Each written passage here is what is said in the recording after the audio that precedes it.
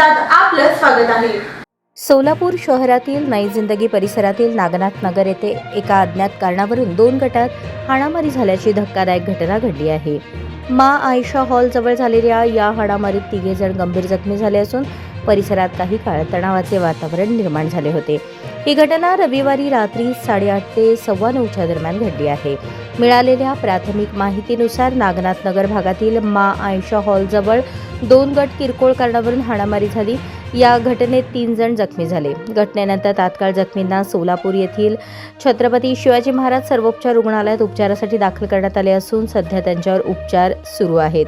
घटनेची माहिती मिळताच MIDC पोलीस ठाण्याचे वरिष्ठ पोलीस निरीक्षक, DB पथकाचे अधिकारी आणि कर्मचाऱ्यांचा मोठा फौजफाटा तात्काळ घटनास्थळी दाखल झाला।